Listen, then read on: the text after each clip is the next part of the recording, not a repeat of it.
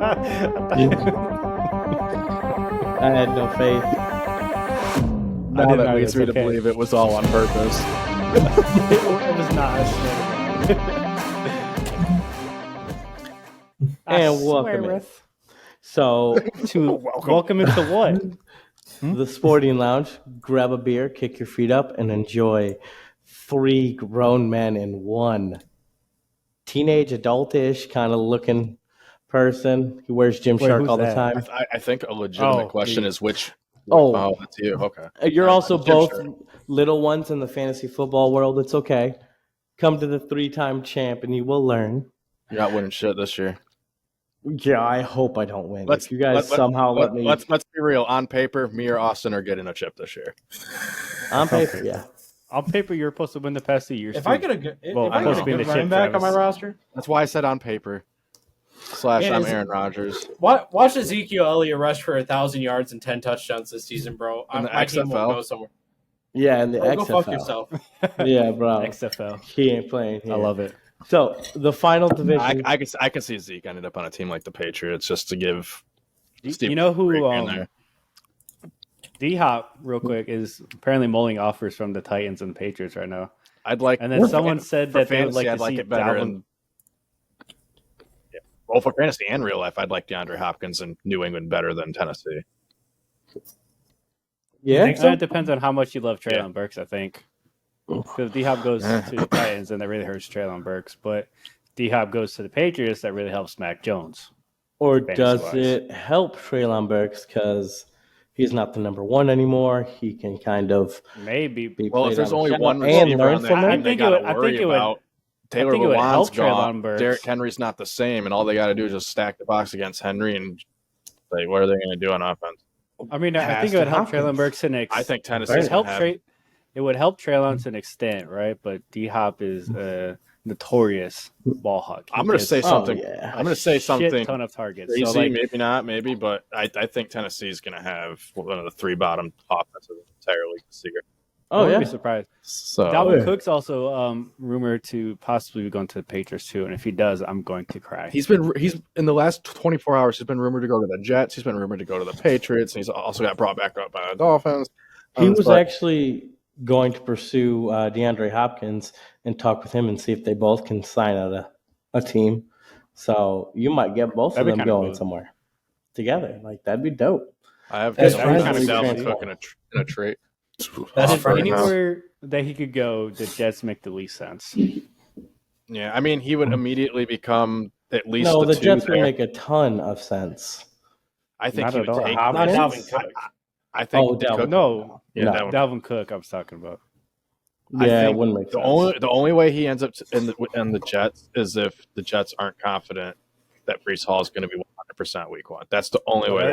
All the reports suggest that he will be, and that they are confident in that fact. So I don't see it happening. Well, they could have a good 1-2 punch, like Dalvin Cook is a different type. But they got Michael Carter.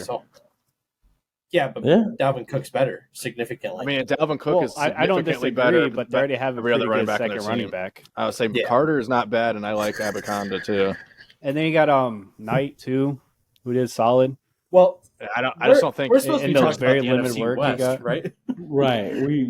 But this is also fantasy focus. Yeah, get some fantasy. So I mean, we kind of went on a tangent as per every episode. Shane, my fantasies are on the hub.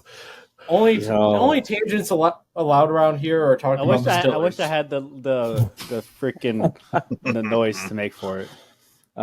So NFC West, 49ers, Seahawks, Rams, Cardinals. 49ers 13-4, Seahawks 9-8, Rams 5-12, Cardinals Arizona 4-13. You guys all think Arizona is going to be like one of the worst teams in the NFL next year? Yeah? I think they've got to be the favorite. I don't think they win a game without Kyler Murray. Okay. I mean, looking at their schedule, especially since they just lost D-Hop too. The earliest that he's rumored to be potentially going to be back is week 7, and that's against Seattle. And then week 8 is Baltimore. Week 9 is Cleveland. I think realistically their first chance at a win is week 10 or 11 against Atlanta or Houston. Maybe I think they can if take they don't Cleveland. get week 1 in Washington. but I think they get waxed by everyone else. I think Dallas, New York Giants, San Fran, and Cincy and the Rams all just. I mean, if you got Marquise Brown for fantasy, he might have a hell of a year for fantasy wise. Shane, you want to trade me Marquise Brown? Nope. I've been waiting for a full year to get him. That third round draft pick is looking pretty good right now. He is the surefire number one. Marquise Brown's the surefire number one on that team. So you're telling me he's not on anyone's roster right now, Marquise Brown? No, he's on mine. Oh, he's on okay. I traded him with you. I traded him with you. I'm definitely drafting him with the 108 now. Yeah, I was going to say, I can definitely draft him sooner, but I mean, than Shane's team. For a starting caliber player, I mean, it wouldn't be a bad pick, better than Trey McBride. So, oof. Hey, someone took him in the first round, and that pick was so bad. Your dad had to run to South Carolina. Yeah, dude, that was a very bad pick. He's still not even going to be the starting tight end. I remember for the Cardinals. Ben and I were just in shock in my kitchen. Yeah, that pick was made.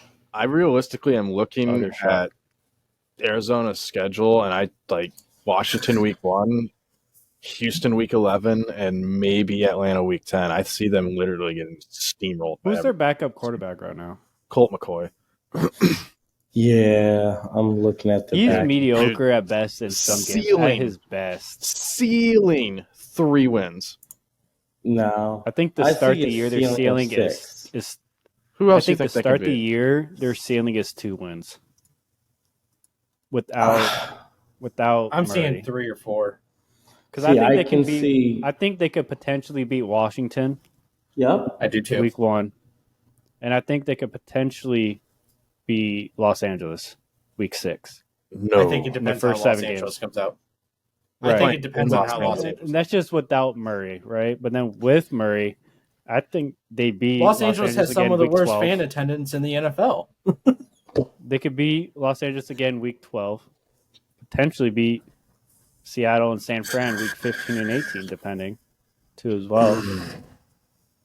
On who's starting for San Fran at that point. I just don't know. Arizona's not just bad. Like without Kyler, they have one of the 3 worst defenses too. So they do, but they're a whole different team with Kyler Murray. I mean, yeah, they are. But their defense is so bad that let's look at Arizona's points. I'm not saying their defense isn't bad, but I mean they're also facing some. But their offense ain't great either. Yeah, I mean they addressed offensive line. D-Hop. Yeah. Like letting D-Hop go and really Harris Johnson was a good pick. Yeah. I would have a lot more confidence in them without Kyler Murray if they saw D-Hop. Yeah. Yeah, they got Kaiser White in the offseason. They lost AJ Green. They got Will Hernandez. Robbie Anderson. Lost Byron Murphy. Zach Allen. Lost 2 solid guards. Yep. They added a mediocre running back in Corey Clement. That is Zach Pascal. He's a solid 3rd. Greg Dortch, I mean, he was okay last year.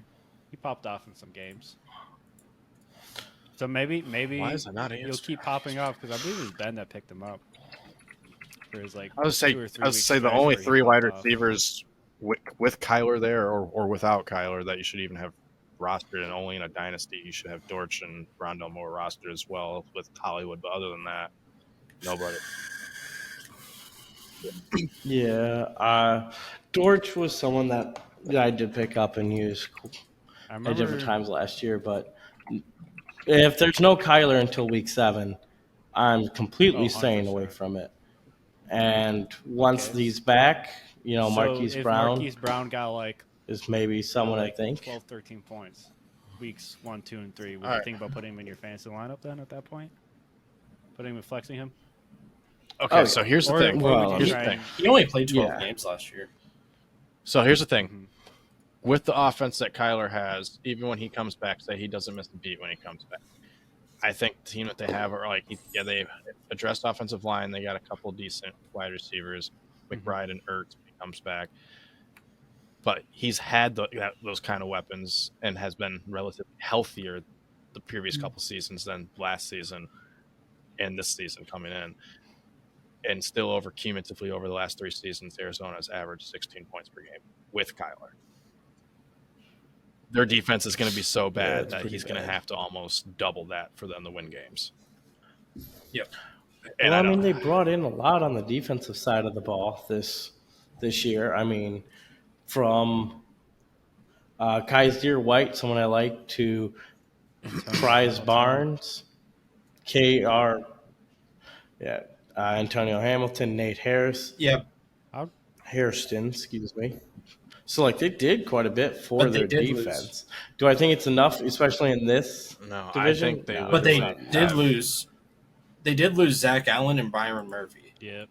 I was going to bring that up. Those are that was their best 2 defensive players. Now Kaiser White is probably their best player on defense, and he was ranked 96 in the top 100. And Isaiah Simmons too. Yeah, you can make those are their top 3. Yeah, you're right. That order goes in whatever order you want it to be. Some people are super high on Budda Baker. I think he's a top 10 safety, but I don't think he's top 3 like a lot of people say is. Yes, exactly. Some people think he's the elite of the elite, but I think he's top 10. He's a good safety. Kaiser White is a top 10 linebacker. But at the end of the day, if Paris Johnson comes out swinging, he's a good tackle. Kelvin Beachum comes out swinging. I still don't see this team winning more than 5 games. I think that's what it boils down to. Yeah. So we all have them in line. I think the absolute max is kind of like what Ben said, 6 wins. I think that's been the absolute max for them. So then it becomes arguing about 2 and 3, because I don't think any of us have any, San Fran being upset. But,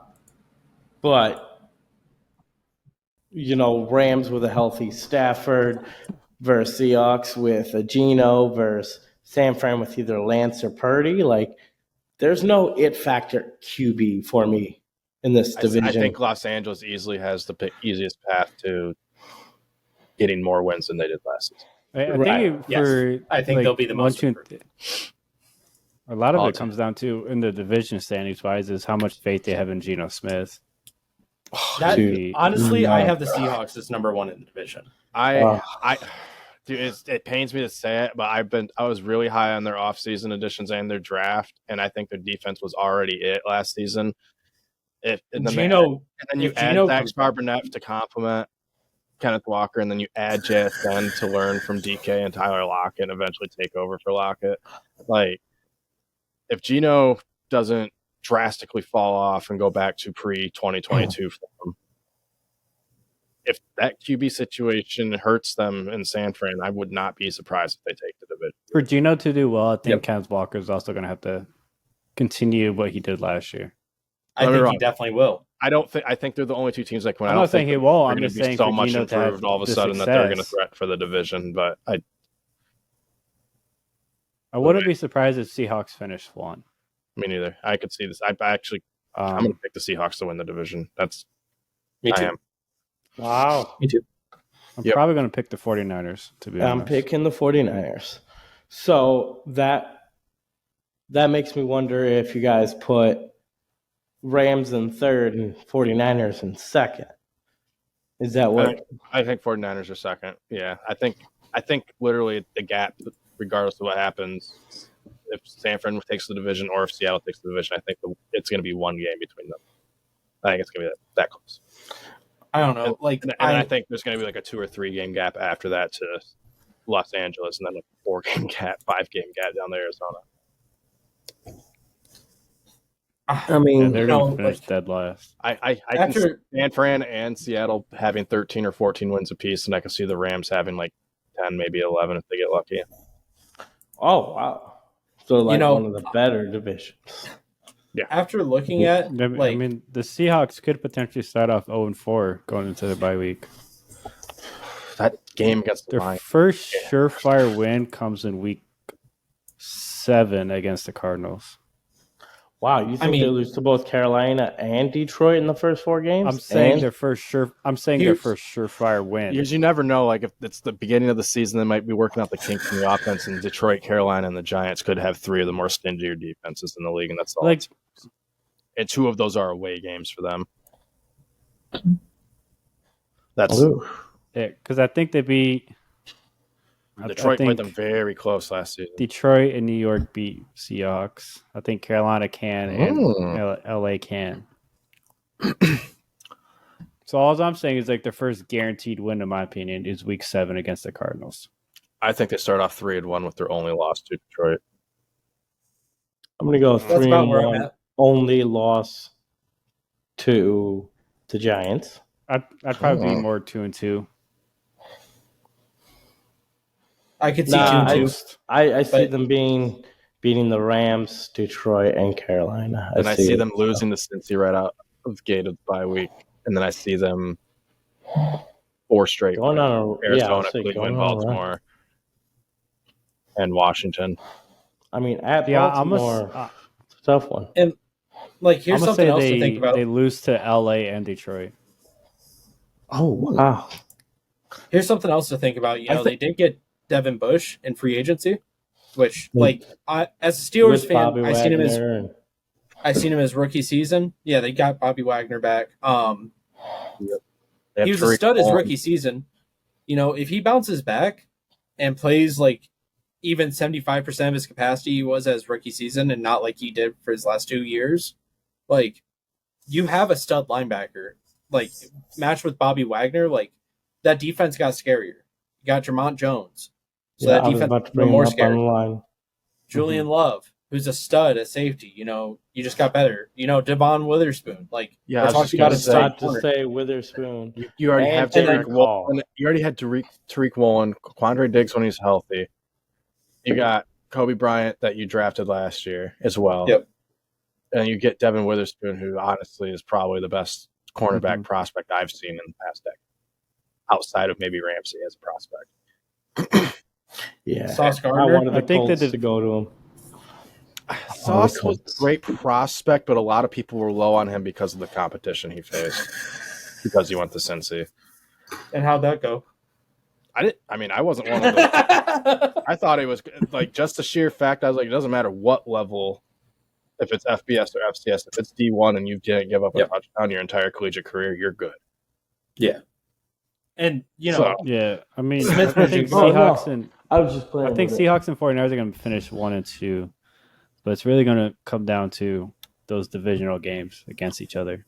That's why I can see Seattle losing to one of the Los Angeles games, but I think it would be the Week 11 when they play in Los Angeles, just because of the division. So, here's something to look at. Aaron Donald decides to try next season again all of a sudden. Right. So here's the thing: when you look at Seattle's offense too, I think we can all agree that if Jackson Smith Njigba, it's a scary word to say. If he pans out to what he's hyped up to be, they will have 3 top 30 receivers. I think that's a realistic trio potentially. Yes, in the NFL, they have Kenneth Walker in the backfield, who is a top 5 running back potentially this season. They got Geno Smith, who, if he plays even to 75% of his level last season, they're going to win a lot of games still. The defense got even steeper. And that team was a team that started coming on later on in the season too. So I think Seattle is going to be a hot team this year. I think they're going to be the breakout team. I think they're going to win the division. You look at everything you said minus Kenneth Walker being a top 5. I think he's going to be top 10. I said top 10. Okay, I thought you said top 5. I might have said top 5. Did I? I misspoke. Yeah. Top 10. But I can see top 10 just because I think Zach Charbonnett's too talented to not get enough touches to take away the top 5 potential. Unless Walker's just ripping off 60-yard touchdown runs every week. And honestly, I can't say a team that drafted a kicker in the 3rd round is going to win the division. I just can't. I can see the 3rd place team in the NFC East and the NFC West are both going to be the wild card teams in the NFC. I think they beat the NFC South and the NFC North third place team for sure. And by the way, the team that drafted a kicker in the third round was one of the best college kickers out there. So, Jake Moody's great. He's good. Maybe best kicker in the country 2 years in a row awarded. But is he worth a third round pick? Is all I'm saying. Yeah, he's going to make enough clutch field goals that. But was he going to be available in a later round? I think you never know. Only the fourth round. I think he would not have made it past that. People were hyping him up. Like, he was getting hyped up all over social media. I follow a lot of Michigan pages, and don't get me wrong, he's great, the best kicker in the country, but it was getting out of hand. Especially like he was great, but he doesn't have the same kind of leg as Justin Tucker. He won like 56 to 58 is his absolute max.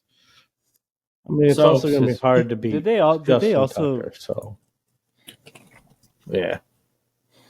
Did the 49ers release Zane Gonzalez or something? Because they also signed him in free agency. Who's? Zane Gonzalez. Kicker. Well, I'm sure they'll figure out who's going to be the better kicker by the end of training camp. I mean, then better. I don't think most teams carry two kickers. I think they keep one on practice squad. So we'll see. You know what wide receiver I'm really intrigued about? That's a rookie this season. I like Ronnie Bell for the 49ers coming out of Michigan as well. Why? He was great in Michigan. He has great hands. He's a great blocker, great route runner. The only thing that set him back is that I think he had the red shirt twice. He's 23 because of injuries. But the way that they play football, which requires their receivers to be fast and good in open space, which he is, and be able to be good at blocking because of the scheme they run with their tight ends and running backs, he fits their team perfectly. So Debo's 27. If he just doesn't ever bounce back, they might have got the replacement. Yeah. Yeah, I mean, they might have him playing a lot out of the slot. Mm-hmm. I mean, Debo is going to bounce back. Which is where a lot of his damage came with Michigan. Debo's not going to repeat his 2021 season, but he's not going to be what he did last season. He's not going to have 1,700 all-purpose yards, but he's not going to have only 800 all-purpose yards. I see like 1,500, 1,200 all-purpose yards. Right. Yeah. See, I would have been 12 to 1,300 all-purpose yards for him. Now, so he'll be back top 20, but that 18 to 20 range. I compiled a list of players that would have been available at that pick for San Francisco. Just in a couple of Let's hear it. For Ronnie Bell? Let's hear it. For Jake Moody. No. Jake Moody? They took Jake Moody. Okay. Trey Tucker was still available. Mekhi Blackman was still available. Kelly Ringo was still available. Jake Andrews was still available. Carter Warren was still available. Jay Ward was available. And, of course, Stetson Bennett, out of Georgia. Like, all those players were still available. That makes sense out of Georgia, especially since they lost Jimmy Ward. I mean, I know he's a safety. I like most of those players besides Stetson Bennett for 49ers. But here's the thing. What's the biggest hole on the 49ers roster? Kicker. No, they signed Zane Gonzalez. Quarterback or not. Here's the thing. Like, I'd argue against quarterback being their biggest thing.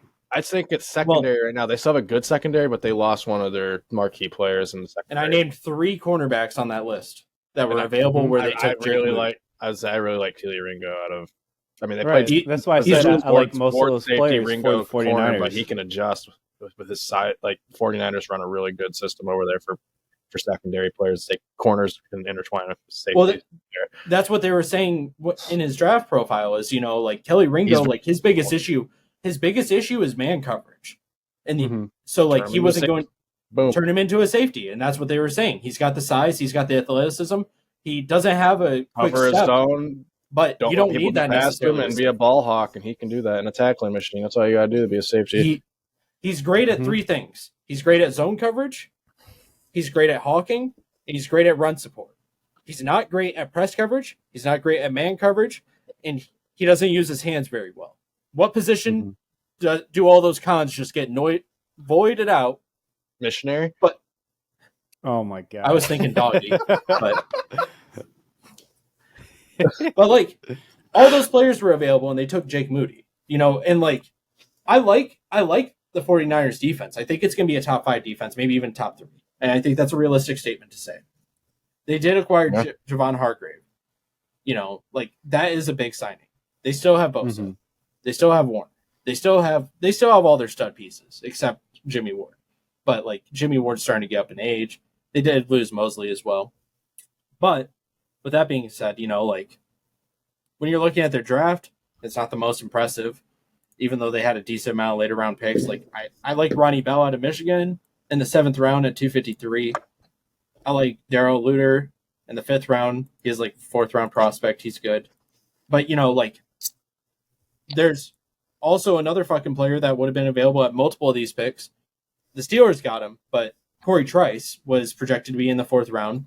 He's coming off a knee injury, but that's why he slipped. He was a 2nd round talent that slipped down to the 4th round because of injury, but he ended up lasting until like the 7th, late 7th, and they could have taken Corey Trice. And literally, talks coming out of Steelers training camp, they're saying, "Oh, he's the shit. He's a great player." So You're telling me that you took Jake Moody over all of those fucking players? I'm sure Jake Moody's going to be great. I'm sure he's going to have a great career. I don't think he's going to be a player that you miss on. I don't think so. But I understand their thinking on it, though, is because if they're unsure of their QB situation going in, they have enough playmakers on the offense and run an offense that any QB that, isn't just trash can come in and do all right and dump off and do their thing, and their defense is good enough to hide the inconsistencies. So get a spot-on kicker to make sure if you move the ball, all you got to do is move the ball 35 yards, 40 yards. 1, 2, 3, 4. So I think they drafted Moody that early to like make sure that they could finish. So I got a question for you guys with points guaranteed. So let's see if you guys can get it. For kickers, right? There's been 5 kickers drafted in the 1st round. Last one being in 2000. Yep. Yeah. Can you name one of them? Adam Bent? No. It was the Colts kicker. No, Seabass was the last one for the Raiders. Who? Seabass? Sebastian Janikowski? Oh, yep. Yeah. Pick 17.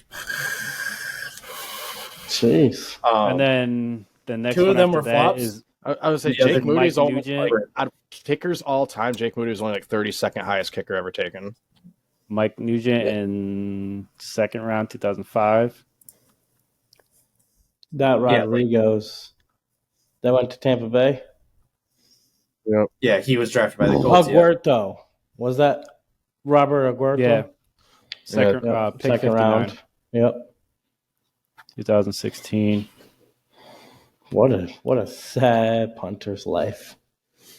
Oh, my kitty cat's talking. If there's so Shane, in your eyes, what would the kicker have to do to justify a 3rd round pick? Be a top 5 scoring kicker. Be a Hall of Famer. I think if you're drafted in the first 2 days as a kicker, you need to be a Hall of Fame caliber player. Yeah, I kind of Evan McPherson in his first year. Now, do I think Moody could? Yes. Is it realistic? Maybe, maybe not. Think about how accurate he was from 45 plus the biggest moments in games the past 2 seasons. He was dynamite. I think I think his mental is going to transfer to the NFL, and he's in a very good environment system where he got drafted. I think it helped that he played at the big house too. Those crowds get loud. That's already prepared him for Seattle. Yeah, big house has already prepared him. So 49ers, yeah.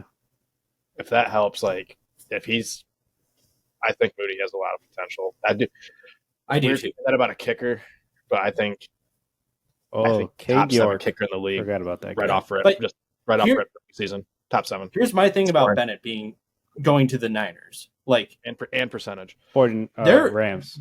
Rams.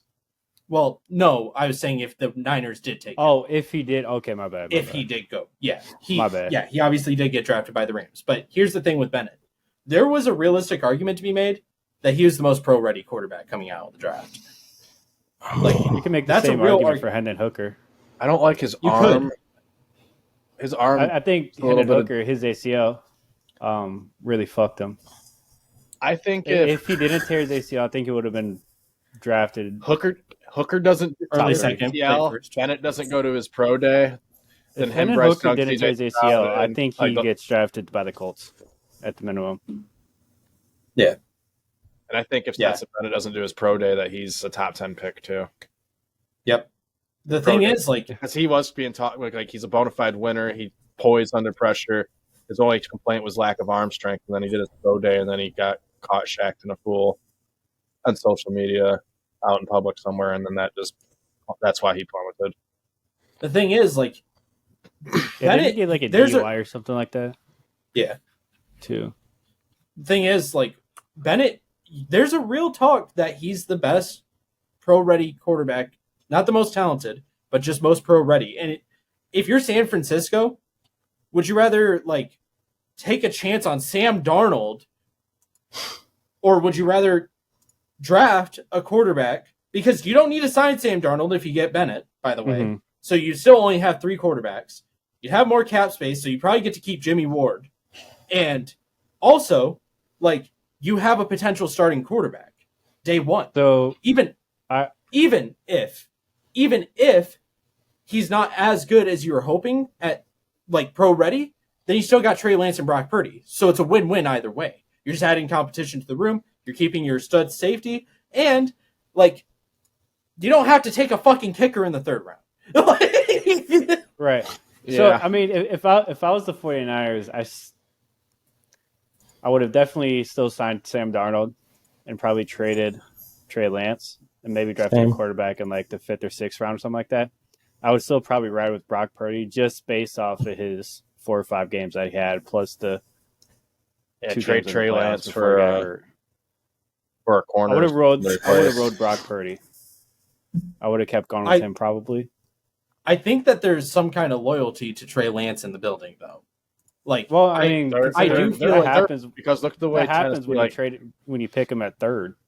Yeah, well, like, I feel like the team, like, I feel like they rallied around Purdy later on in the season, but, like, also it's like I feel like the team is Lance's. I feel like he's got the Lambo keys in his hand now, and it's up to him if he wants to start.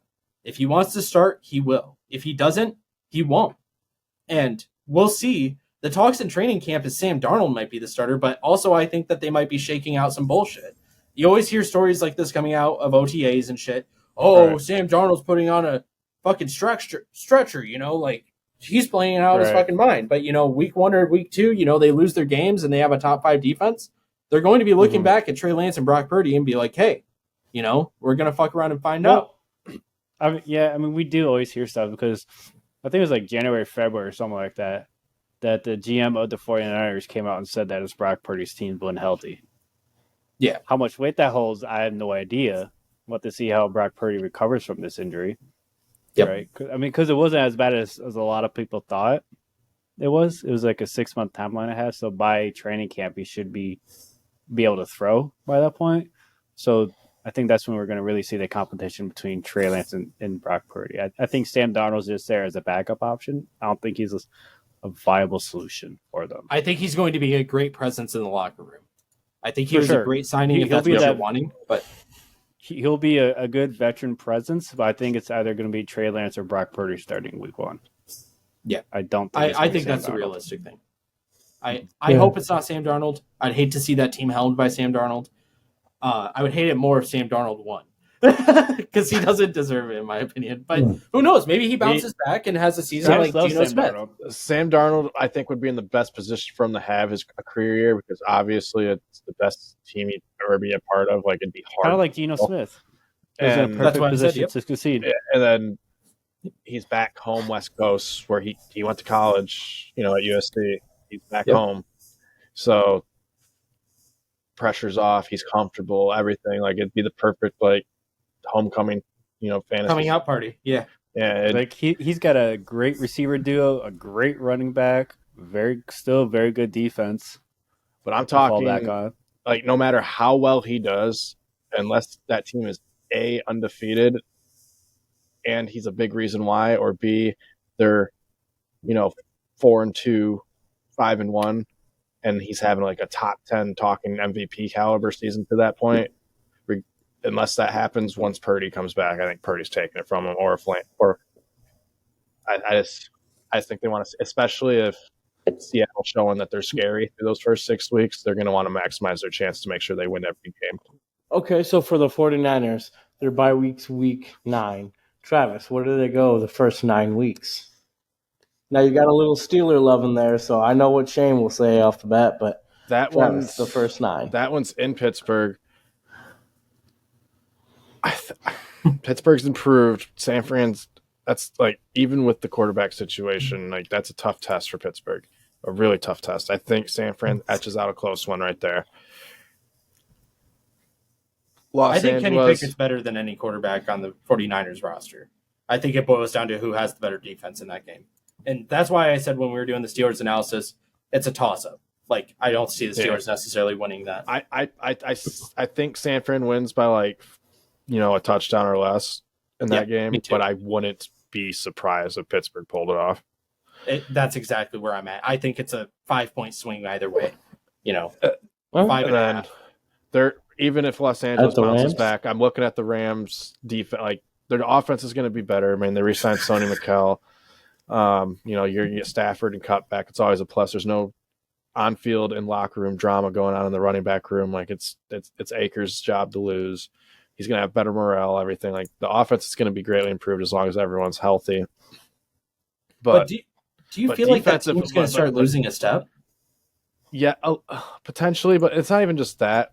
The type of injury Kupp just had. In fact, he's in the 30-year-old age rank now, and Stafford's got an injury that is never gonna not be a threat to him as long as he's using his arm to throw, and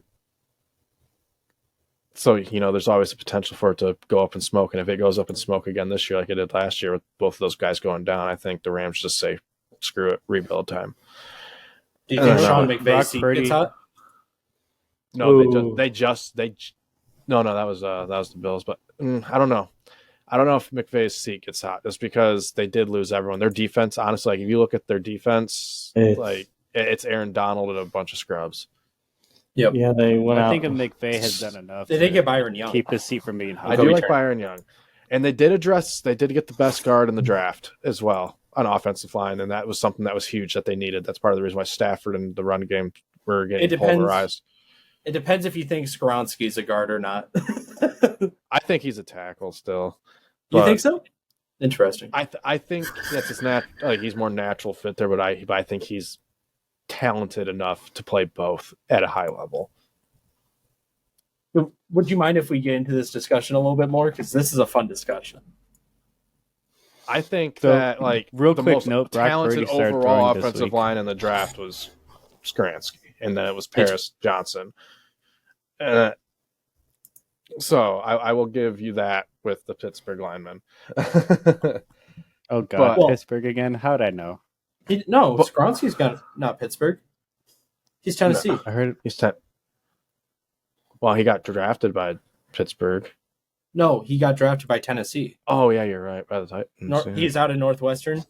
Yeah, you're right. You might be thinking the wrong player. He only has a 32.25-inch arm length, so that means that his wingspan is probably going to be about, I don't know, fucking 75, 80 inches would be his full wingspan, which is pretty short for guard. That's a smaller, or for tackle, but that's perfect for guard. He's got the perfect weight and height for guard. He's about 3 inches too short for prototypical tackle. What's the ideal 30 pounds too light. Then for tackle? The ideal size for tackle is 6'6" to 6'8", with 340 to 380 pounds, with a 40 arm length, 37 to 40 arm length.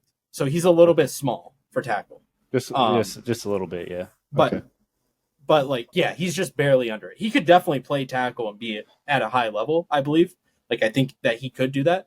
But I think that he's a prototypical guard. And he has the blocking capability to block like a tackle on pass blocking and running blocking. And he's proven that he can sweep because, in Northwestern, they ran a lot of sweeping plays. So at guard, we know he can pull. We know he has that acceleration. He ran a 5.16 40, which that's pretty good at guard. He had a 30 bench press rep. So, yeah, he had a 7.8 3-cone drill, which that's very impressive at guard.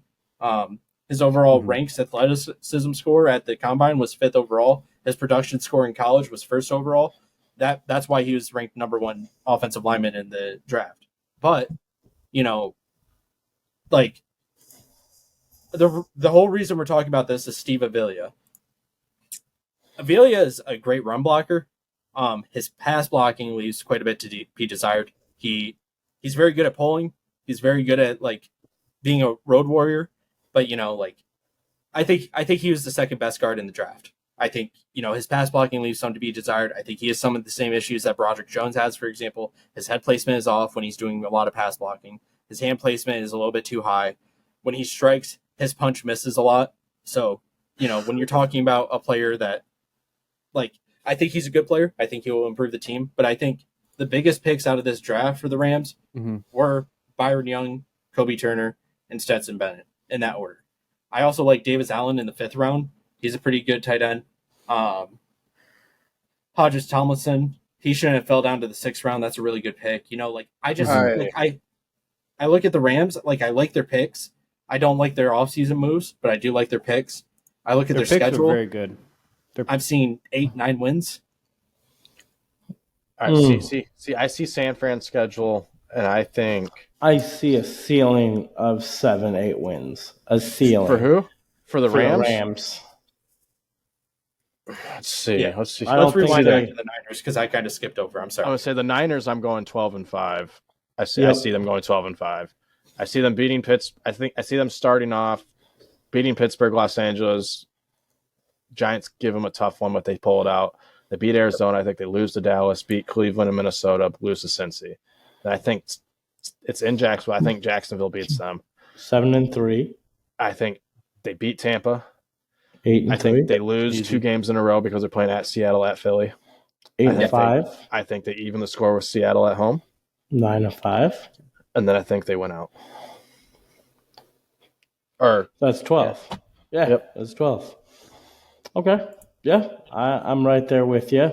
And then I think it's the I can see Seahawks it. and the Rams and then Eagles in this division. I think I think it's San Fran and the Seahawks and then a big jump down. I don't see Los Angeles winning more than 8 games. I don't see the Cardinals winning any more than 5 or 6. I see But I could see 3 Seahawks and 49ers over 10, over 11 wins.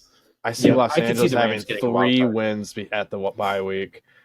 Green Bay, Arizona, and Indy are the only and potentially Pittsburgh if Pittsburgh is struggling, but if they're playing better, then I don't know. Big guy Kenny Pickett. Ha. And then I think they lose to Seattle. They beat Arizona. I think they can beat Cleveland. So that's 5. I think they can beat Washington 6. I think they can beat New Orleans 7. And I think they can beat the Giants 8. Yeah, but yeah, See? 8 wins. 8 wins. Ceiling of 8. I think and then I think at most for me they get 9. I Just can gonna go potentially that's see where them I'm at. winning. I think the only other game that they might win, I think they can catch San Fran sleeping early in the season. Even though I think the Rams. I think San Fran beats them, but that game potentially week 2 at home. The Rams have them at home with a quarterback situation that's uncertain. I think they might catch them sleeping, but I could see it. I think the Rams are a bubble team. I think that they're right on the outside of the playoffs, 6th seed, maybe 7th seed. I think if they're a they good finish team. 9-8 or better, they make the playoffs. If they finish under 500, they don't. Definitely, that's exactly where I'm at. I think I'm thinking about 9-8. I think 11 is their ceiling, but I'm seeing 9-8. I think 9's their ceiling for sure. I would say Well, 8 or 9. I think they're kind of a Personally. trappier team, to be honest. I'm I gonna think, get Seattle. But I also see I see their floor being 4 or 5. 4. Yeah, about 4. So they have a pretty big swing, but I'm seeing about 9 wins. That's where I'm at with them. Now, with the Seahawks, looking at their schedule, I think they take the Rams. I think that they could take the Lions. I think that's realistic.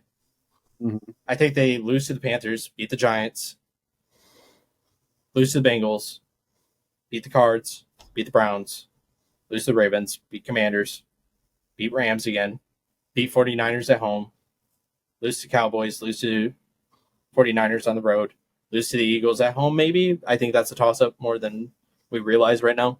I do too. I think that the Titans game, I think Seattle handedly beats the Titans. This is my hot take right here. I think the Seahawks are going to blow the fucking brakes off the Titans. I think that the Seahawks. That's a hot take. I think the Seahawks are going to end everything the Titans are building right now. I think the Seahawks threaten the NFL single team scoring record against Tennessee. Yeah, I think the Steelers do beat the Seahawks. I could see that. For the same reasons that I think the 49ers split with them. I could see the Steelers beating them even though they are at home. And then they beat the Cardinals. So what's that? 13-4? See, I see them going 12-5 also, tied with the 49ers. I see them going 3-1 before the bye week, losing to Detroit, losing to Cincy, then winning 6 straight actually, all the way up to Dallas. So they're 9-2, and then I think they lose 3 straight: Dallas, San Fran, Philly. But I could see them beating Philly, especially like with the running back. What they did to address Miles Sanders leaving was go get Rashad Penny and trade for DeAndre Swift. And at that point of the season, that late in the season, the way they play football, I think they're going to be fighting for the number 1 seed. In Penny and Swift could be hurt, and if they're both down, that changes their team. Yeah. But then after that, they went out 3 straight, so 9-5 to plus 3, 12-5. I see 12-5 also. So I see 11-5, and then 11-6, and then 12-5 for the 49ers. My one extra loss, the Giants. So I see them losing to Detroit and Giants. And I agree. Yeah, so 2-2 at the half, but everything else I agree. So I think Seattle's going to be a good team. I think they're going to be scary. I think the NFC is wide open. I think the 3 tier, like the tier 1 favorites, Philly, San Fran, Dallas, and I think Seattle deserves to be in that conversation. And I think the next tier after that are the Lions by themselves. I think for this division, the division winner is going to come down to the Seahawks and 49ers, but more importantly, those 2 games. I think whoever sweeps wins the division. Because the 49ers swept the Seahawks last year. What they split, though? I said their record's 12-5 with according to them splitting. So in that situation, if one of them sweeps, that makes one 13-4, the other 11-6. So yeah. Because I mean, the Seahawks have a tough 4-game schedule at the end of the season. 49ers have a little bit easier. I have a fantasy football question because it involves I was about one to bring team. some stuff up too. So the Seahawks both got JSN and Zach Carbonet. Which one would you rather have for fantasy this year? Because you got DK and Tyler Lockett above JSN. Walker. But you got Walker over, Zach Carbonet. So Walker's already proven what he can do, and then you add another weapon like that. Geno Smith reestablished himself. I think Najee, they're not going to with JSN's presence, they're not going to be able to stack the box like JSN. Ever. No. JSN over Walker? No, JSN over Carbonet.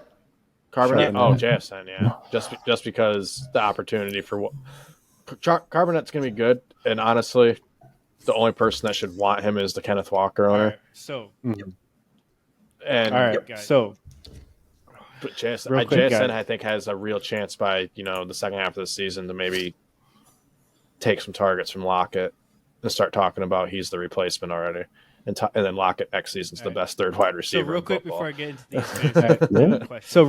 I get into these fantasy questions, everyone list off your division standings. Recap your division standings or projected. Seattle, San Fran, Rams, Arizona. 49ers, Seahawks, Rams, Cardinals. So exactly like it is right now. 49ers, Seahawks, 49ers, Rams, Cardinals. But I could see Cardinals actually making a splash. When you have a good enough quarterback like Kyler Murray, I know people shit on him a lot. I know people shit on him a lot. His biggest knock is his arm. His biggest knock is he could throw it 60 yards. He could throw it 60 yards. He's accurate. The thing is, needs to do. The thing I is, used to be able to. before mine, I would have went pro. I would have went pro. I would have went pro. I think it's going to be 49ers, Seahawks, Rams, Cardinals. So we all have pretty much general agreement. It's just flip flopping at the And it's top too. close. Yeah. Yeah. But we And both, we can both see a situation where we agree with each other's. Yes. All right. So get into Pretty much some whoever fantasy sweeps questions. it. Tony Pollard. To get into some fantasy questions. Tony Pollard, top 10? Yeah or No. nay? No. I think Top 15? I think- yes. Top 10? No. You don't think he's Yeah. going to get the work, or don't think it's good enough? I think Travis. that you don't. I don't think he's going to be good enough. Dallas's offensive line's not as good anymore as it used to be, and they added Brandon Cooks to throw to, and then Gallup's healthy, and they got a stingy defense.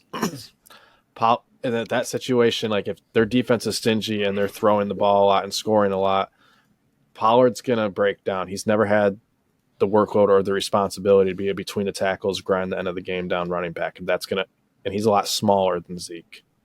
That's going to take a tear in his body. It's going to affect his yards per carry, everything during the gruesome 17-week season. Maybe, but I mean, last year he had 200 carries and over 1,000 yards.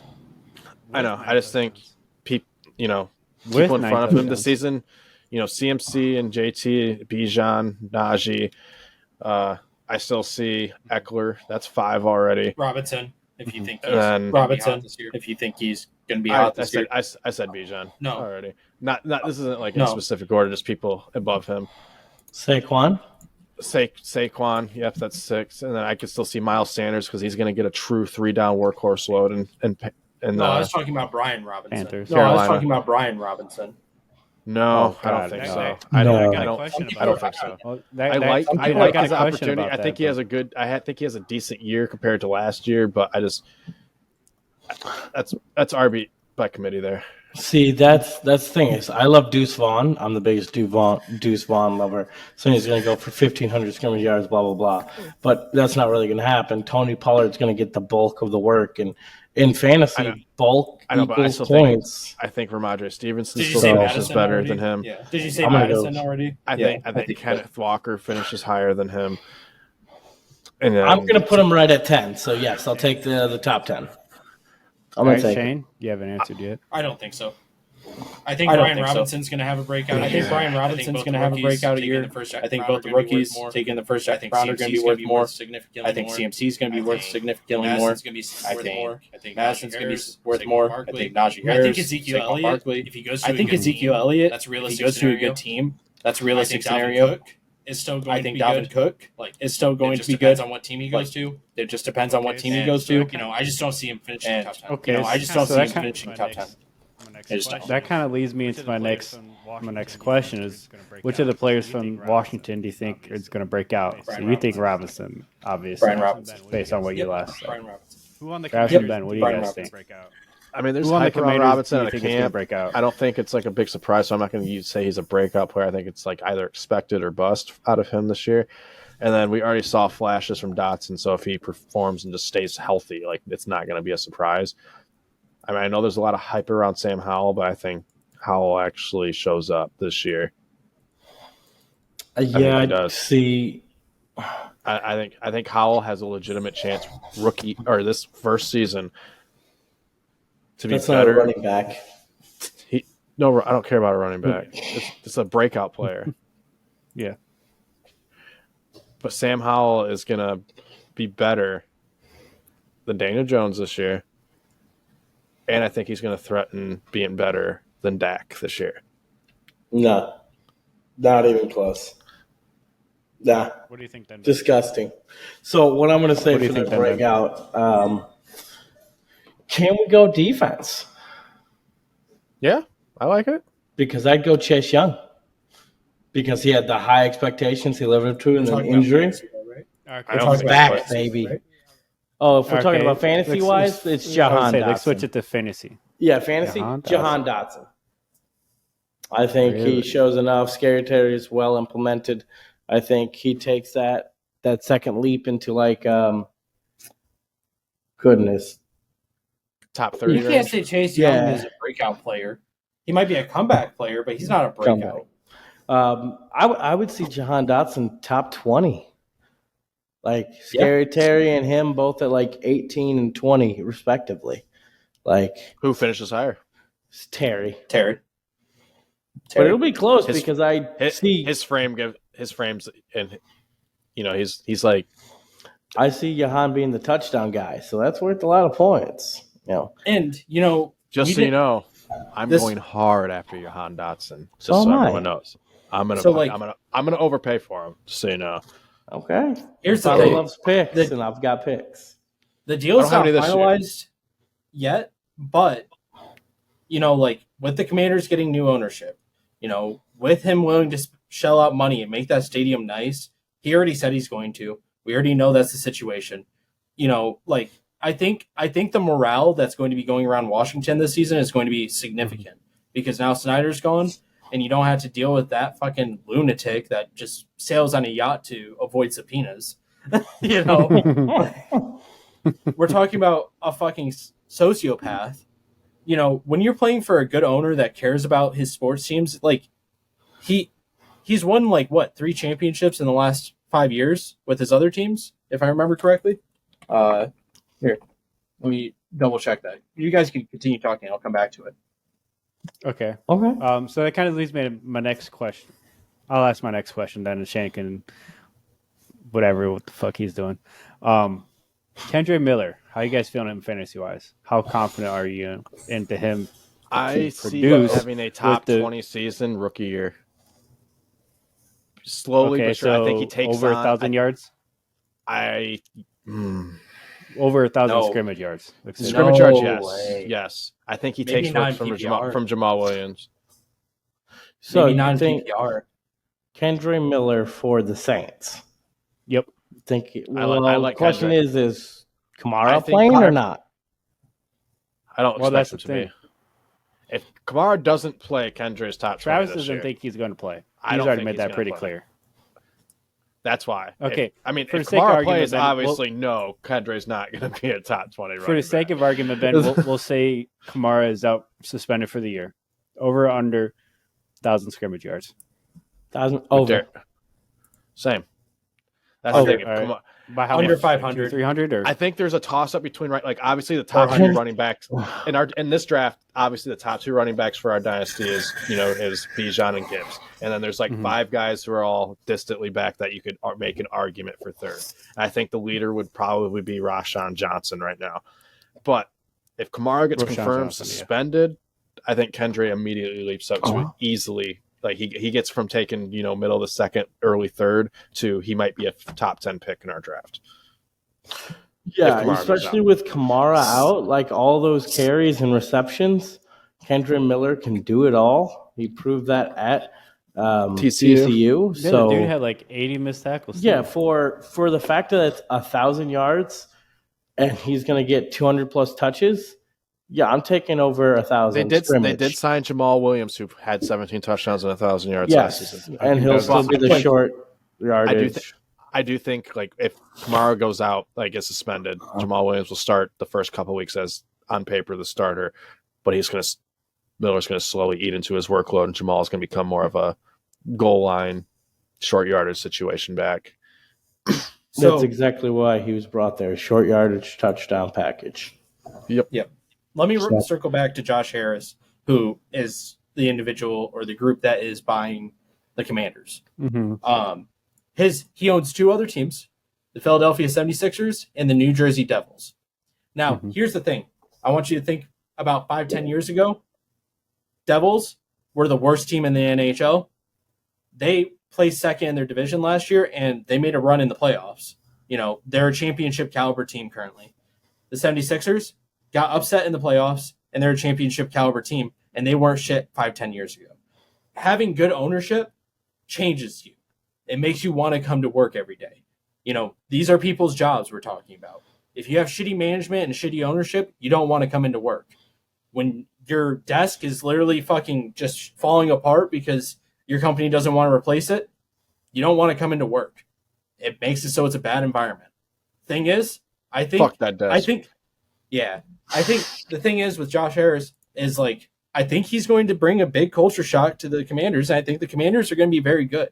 But, like, I don't know if they're necessarily a playoff team, but I think that they could be a bubble team. And I think that's, like, you look at the talent on both sides of the ball, I think they have a lot of talent. You know, we're talking about a team that has a lot of spots filled in. And Ron Rivera gets his head out of his ass and does what he did for the 5-year stretch in Carolina. Yeah. They'll be fine because they got the offensive weapons to do that. They have a good defense, too. So they did lose Cole Holcomb, who was a good player from, but you know, you do still have Chase Young. You know, you do still got a lot of talent on that defense. It just depends, you know, like I do think there will be a culture shock though.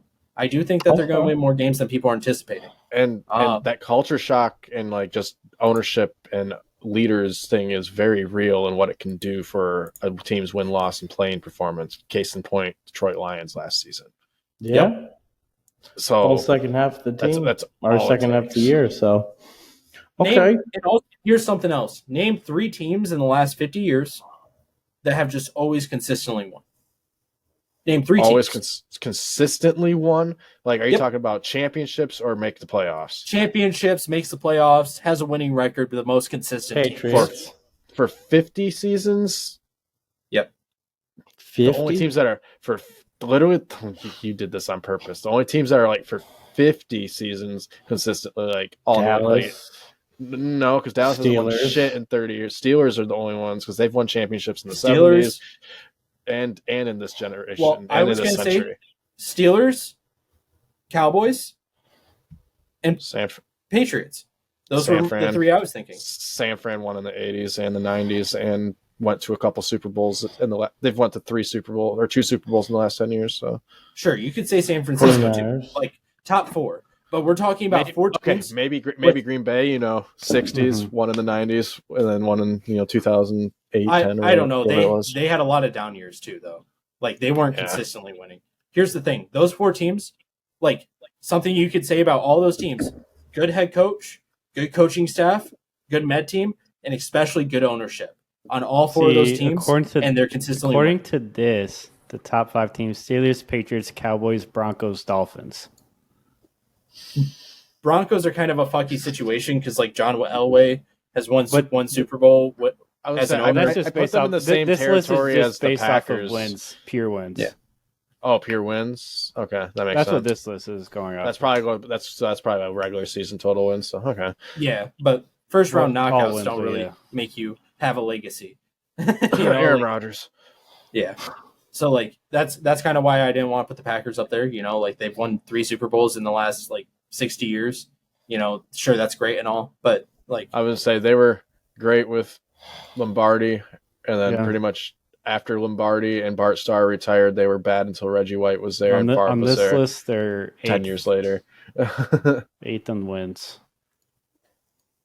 So like, and then still like that 2004 to 2006 era, like the last 3 years or so of Favre's career in Green Bay was kind of wishy-washy too. Yep. Like, thing is, like, I do think Commanders are going to be good. That's all I'm saying, and I think I have good reason, and I'm able to back it up with some proven evidence. The only reason I don't like Brian Robinson, like, he has good vision, and he averaged 5 yards per carry and he had 29 touchdowns at Alabama. He's a one-cut back, but he doesn't have top end speed, and and he's not very elusive, and it doesn't force a lot of missed tackles. So like, he's gonna if the offensive line can be good and he can be patient and have the vision like a Le'Veon Bell in Pittsburgh, if he can do that, then he could be good. But the way Ron Rivera plays, if Dotson stays healthy and gives them that extra gear, that McLaurin, also being there, they can get a Gibson can garner a lot of targets. I don't know. I think he's a good receiving back. Obviously, in Dynasty and I think in all formats, both of them need to be rostered going into the season. But we'll quickly sort out which one to drop by week 6. I was going to say he reminds me a lot of Adrian Foster. I think Arian Foster. Excuse me, Arian Foster. Like, he's a one-cut back. He's the type of back where Travis was right. You're sitting behind your offensive line, and you take one step, and you check all your gaps super quick, like a Le'Veon Bell, make like sure a you Foster, hit the right one. Make sure you hit the right Make gut. sure hit the right one. You're watching the mic. He's hitting the A gap. You're going over to B or C. So you don't have to have top end speed and elusiveness because if you hit the right hole and you got a good offensive line that makes holes, that's 5 yards per carry. There's 4 or 5 yards immediately. That's what Jerome Bettis made a living off of that in Pittsburgh. He did. Yeah, he did. That didn't help that he was hard to tackle because he's so big. But all right, he also my last question: how much do you trust or believe in Rachaad White this year? 110% trust and believe in Rachaad White. I think he's in a great situation because they're getting Baker Mayfield, but I think they're going to treat the situation much like an organization would treat having a rookie or second-year quarterback coming in and that is lean on the running back. Although they might not do it to an extent. Baker's been in the league longer than a rookie or a sophomore, quarterback, and he has a better receiving core than most rookie and sophomore quarterbacks. Right. So, but I don't think Rachaad White's going to, bust out top 10. When the last season ended, first couple months going in, I was really high on Rachaad White and thinking I was even thinking top 10 possibly. But I don't know if it's that high. I can see him having 1,000-yard rushing season though. So I'm on the. I could see 1150 ceiling for rushing though, just because I'm not sure, but I think floor is 1,000. I think he falls right in there with 7 touchdowns. Which I'm going the exact opposite. Probably a top 15 back. Shane, do tell. I think based on your point, the Baker Mayfield point, here's the thing. I mean, they got the weapons; they can throw a lot. But as a Steelers fan, remind you, look at the terrible fouls back there. Shut up about the Steelers. I got to watch him. I watched him very closely when he was with Cleveland. I watched him last year when he was with the Panthers, and I don't think he's going to be good enough to make any receiver that's last name isn't Evans on the team look great. And here's the thing: I think Tampa knows that. I think they know they have a young guy who. You don't think Godwin does well? I don't think Godwin does as well. I think he goes under 1,000 yards. I think he's a top 10 talent in the league, but I don't think that he gets over 1,000 yards. Only Mike Evans. I could agree with that. Mike Evans gets probably about 1,200, 1,300, 7-8 touchdowns. I do think that if Baker was gonna ends up in a situation where he's throwing 40+ passes a game this season, exactly, I think he's gonna force throws to Mike Evans, just like Stafford did. He's like, "Fuck it, Calvin's down there somewhere." Yeah. I think Baker ends up in situations like that. But I don't think they will. I think he's only gonna pass the ball 15, 20 times a game. The thing is with Rachaad White, you're kind of leaning on your defense if you're a Bucs fan right now.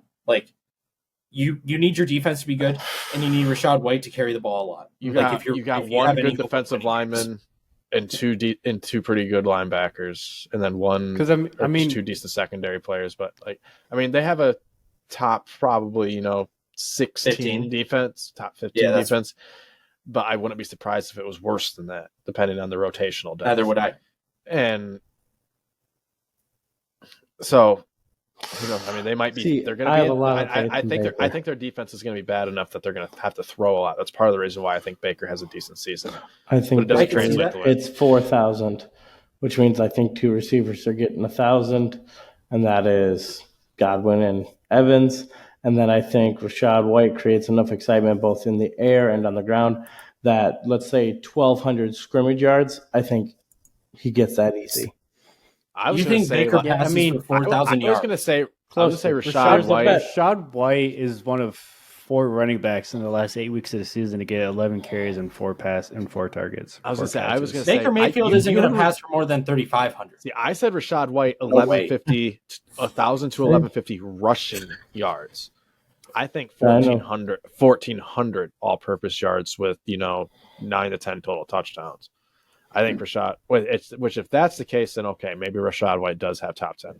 I wouldn't say bona fide top 10 because there's a lot of guys that potentially could do that. So I'd say top 12 to 15 lock with top 10 upside. I think top 20 lock.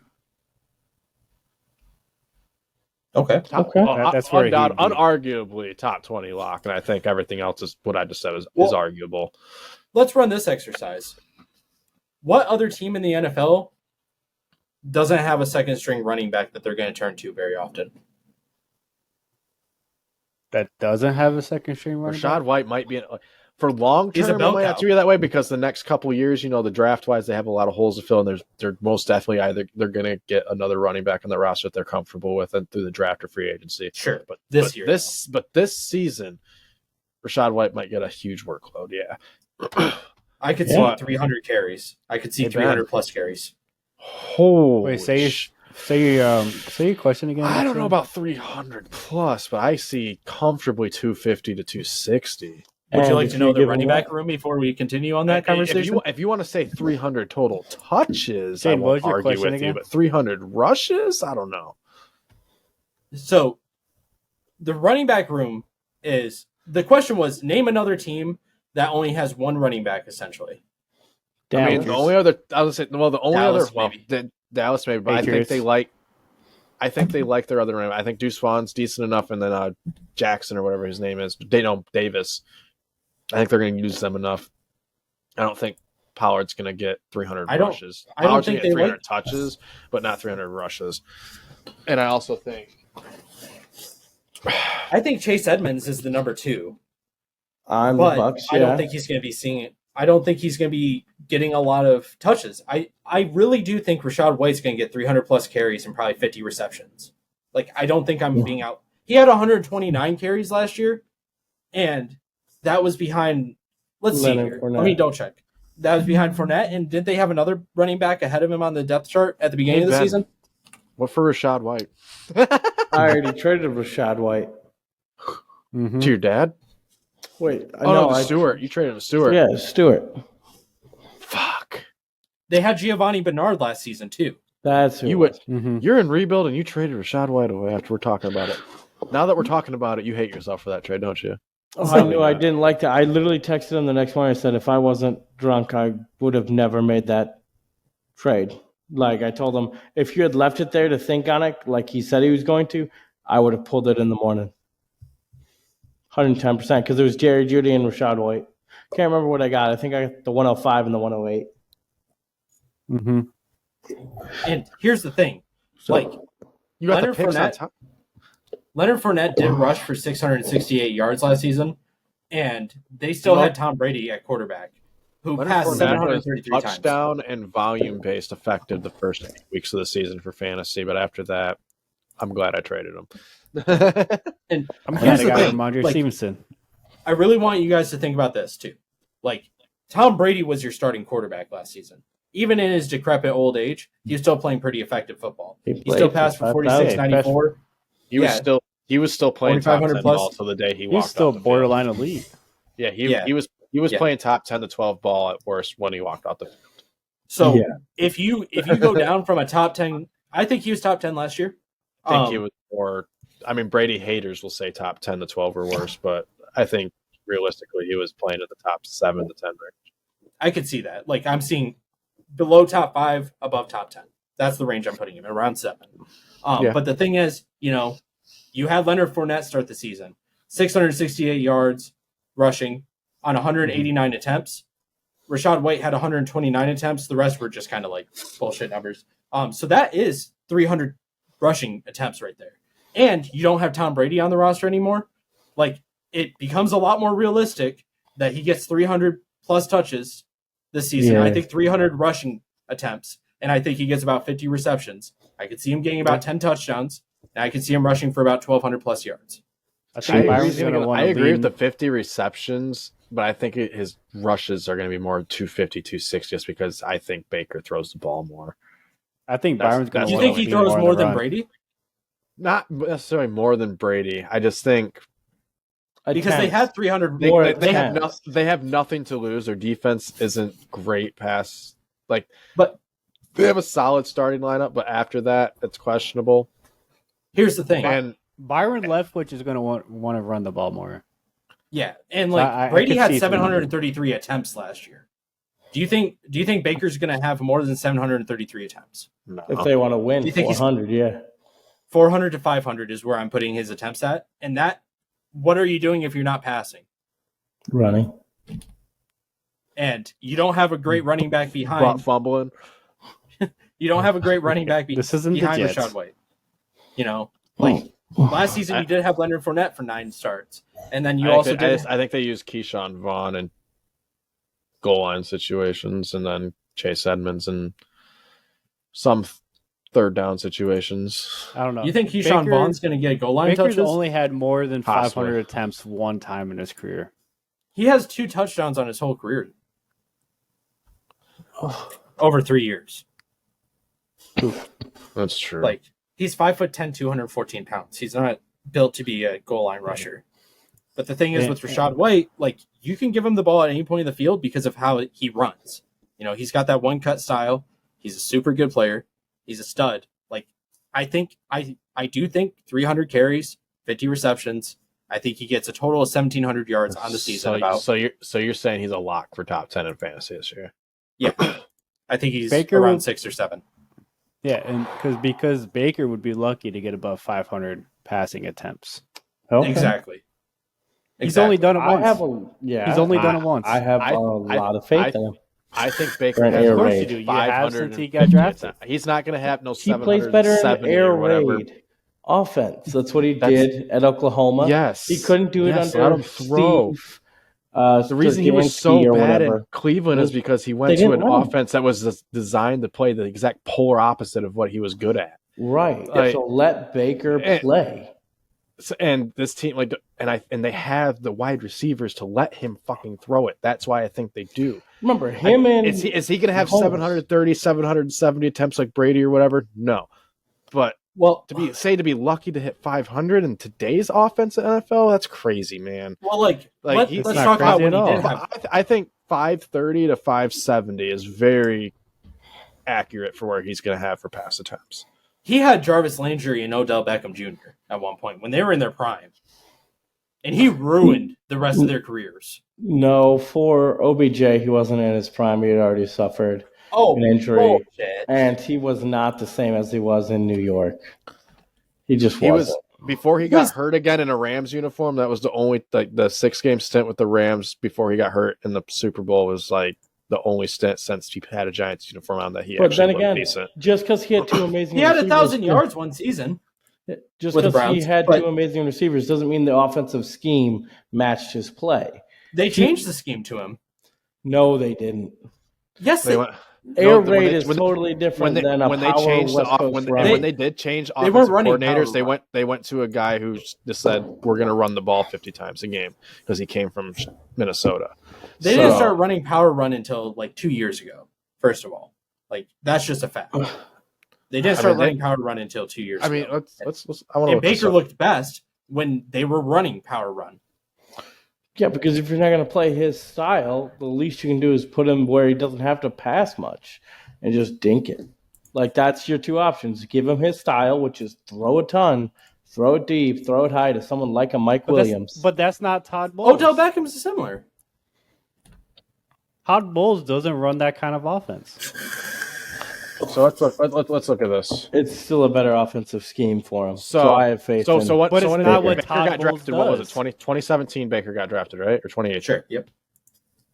2018 is Yeah, his Hugh first Jackson year. one season, I think, right? So 2018. You said Austin. That's his first year, yeah. Okay. So 2018, Cleveland was, let's see. Oh, he did get that 2022 Nickelodeon Most Valuable Player.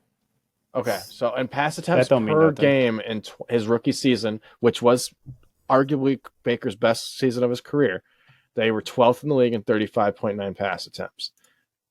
And after that, in 2019, they were 20th with 33.7. So he dropped off by about 2. And then But the he season still had a after, statistical great season that year. those were his 2 best seasons were his rookie and a sophomore. year. No, And then actually, oh, his, oh, no. His 22 to first and 21? third. No. Mm-hmm. The his first and third. first and And His then- third. third and was then- his best And then season. his third season, the 28th ranked most passes in a season, like passes attempts per season or per game. They were the 4th or 5th least in the league. And then 2021, also 28th as well. So like he wasn't like the They second took they him changed out of his offensive style. the second they changed offensive coordinators, he was done. And at that point, when they changed after his first 2 seasons, Landry was a walking, inherited the Odell Beckham. Let's get hurt every 3 games, and then OBJ was gone. So, like he never Baker never got a chance. If Bruce Arians was still the head coach, I'd probably agree, but he's not. He runs Todd Bowles has a completely different style. Was still there. Todd Bowles runs verticals. Todd Bowles which works because Mike Evans run is the there. ball. Mike Bowles, But the whole issue is his scheme. The Browns were running a vertical scheme too. That was the whole issue you guys were saying. They had fucking Jarvis Landry and Odell Beckham Jr. And coincidentally, both those players match up very well to Chris Godwin. I'm going to say Mike something. Evans. I don't know if anyone else agrees with me, but I think Mike Evans, and there's a huge drop off between him and Odell and Jarvis. Like Not at the time. huge. So I think Beckham at the Talent-wise, time. I disagree. Talent-wise, I disagree. I think Beckham at the time when Baker was there, and Landry when Baker was there. I'm talking about those specific periods, not currently. I mean, now. Odell's first season in Cleveland, he was still considered like a top 10 fantasy wide receiver. Yeah. So, and I remember when the trade went down in our league, but immediately that season, he plummeted. He went from, because I remember the trade that happened between like Olivia and Stewart or whatnot, and then before that, Ben and Stewart or whatever. Like he was going for like 2 first-round picks still, and then by like week 6 of that season, he was going for under a first, and it's never been higher than that since. So like it happened that fast. Yep. Yeah, But here's the thing. Like at the time, I think you can make that comparison.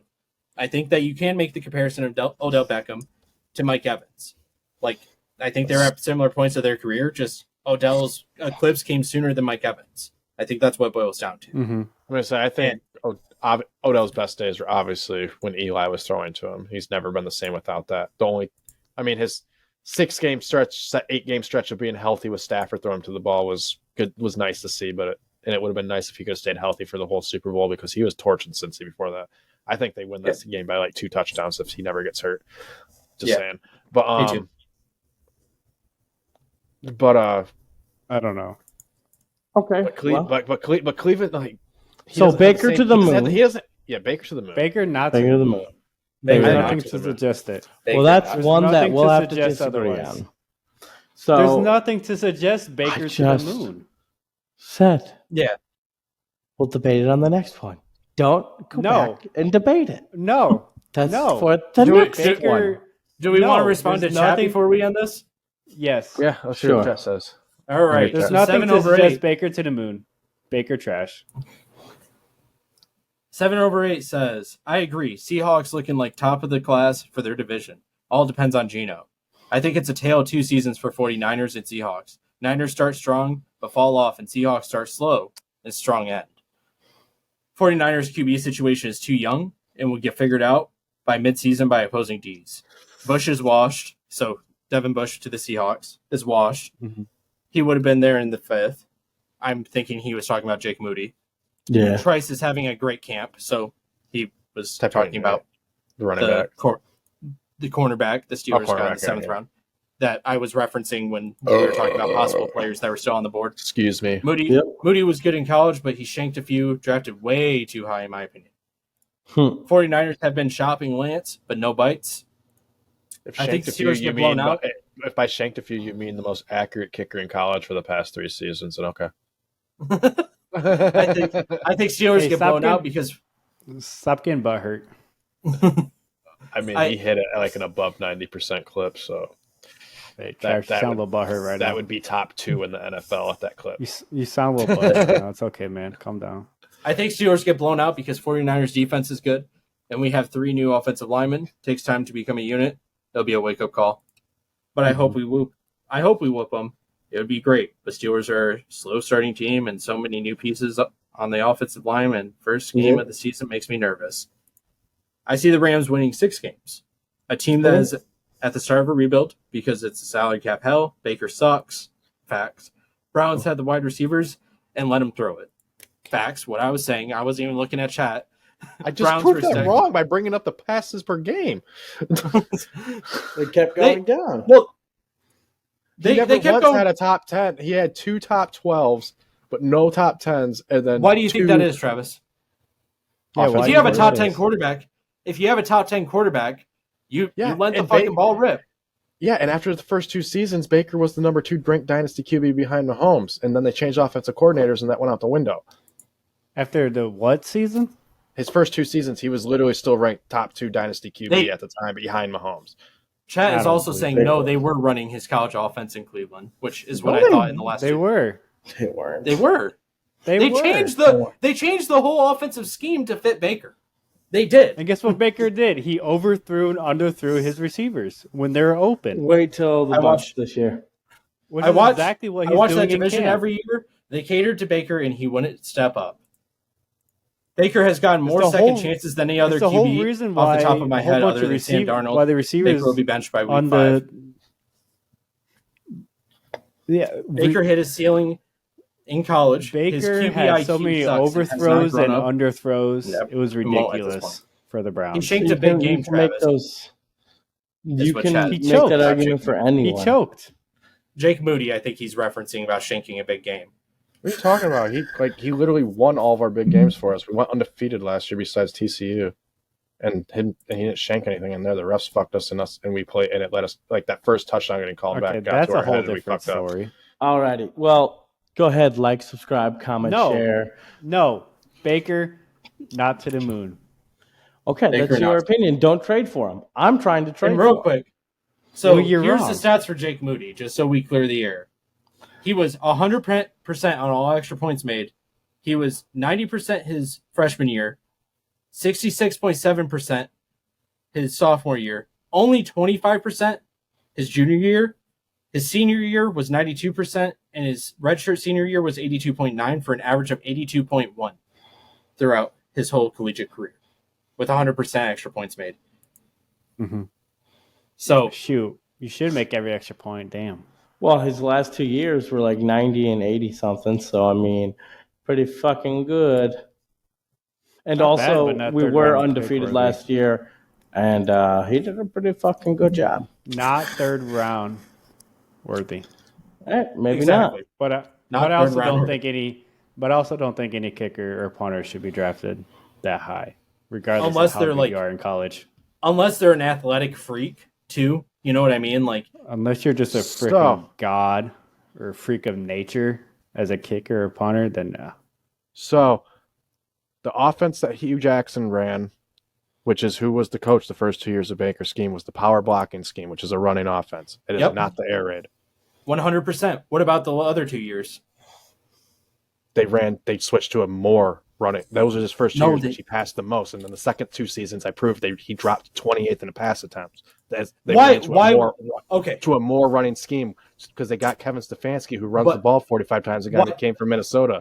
Why would Literally. Why would you run the ball 45 times a game Because if you got your fucking quarterback's good Chubb and enough? Kareem Hunt. Why the fuck wouldn't But- you? But if your quarterback's that good, why would you? Because you see it in all sports all the time. As soon as a GM or a head coach comes in, it's their way or their highway. It doesn't matter. Like, they're in charge. The players aren't. I mean, that's fair, but Baker has never hit 30 touchdowns. He won't hit 30 touchdowns this year. Maybe pass for 30 interceptions, but I think he hits 33 touchdowns. he's never hit 30. But yeah, but he's never had Mike. He's never Evans had and Chris Godwin. 27. So, Never had more than 27. So he's not going to get 30 based off of those stats. I think he He's passed. also never passed for 4,000. I He's never think passed for more than 3,800. Baker Mayfield has the most pass attempts of his entire NFL career this season by a decent. I don't amount. think so. I do. I think he gets By a decent 500 to amount. 530. That's why Like, I think it's going to be all Travis- quantity based. Travis, you have to understand too, like, just looking at the film, they were running all shotgun and pistol scheme too. They weren't lining up in I formation. They weren't doing nothing like that. They were running pistol and shotgun. That was like 90% of their snaps. Yeah. And pistol Yeah. and shotgun is the formation you run in air raid. And if you watch the film, they have one receiver on both sides on the numbers and one receiver on the inside usually.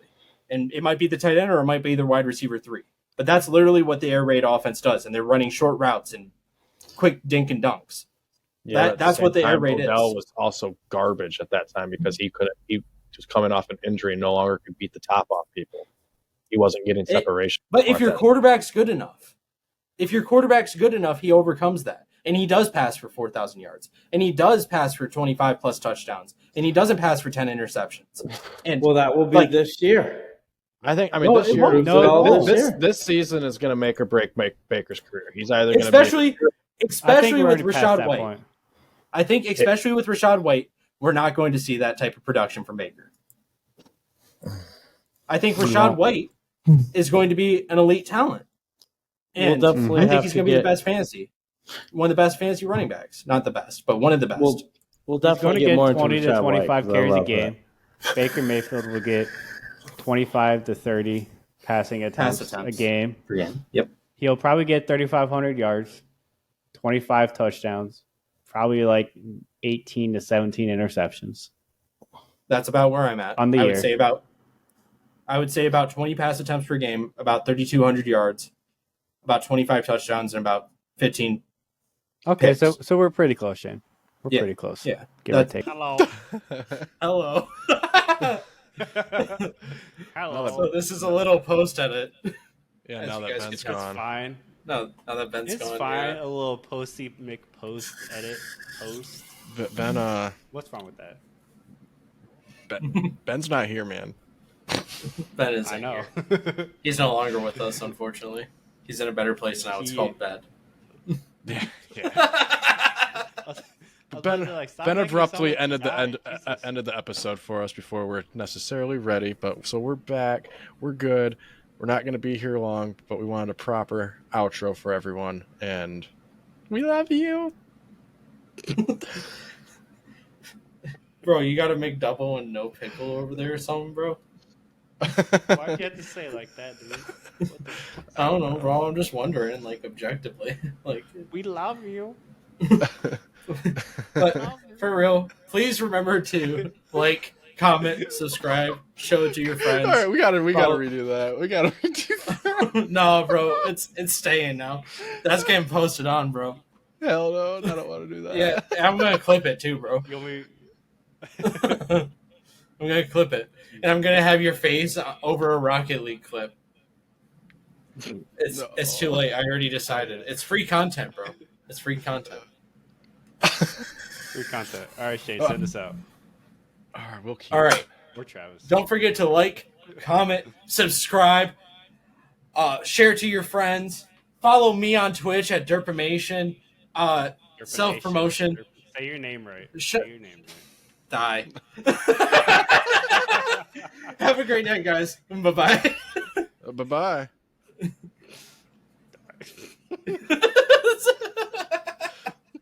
I can't stop laughing.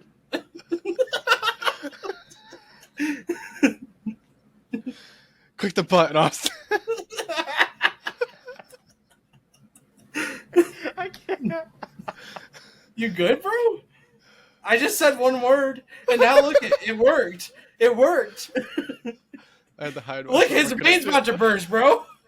Watch his nose start bleeding in 5 seconds, bro. He's the same color as the green screen.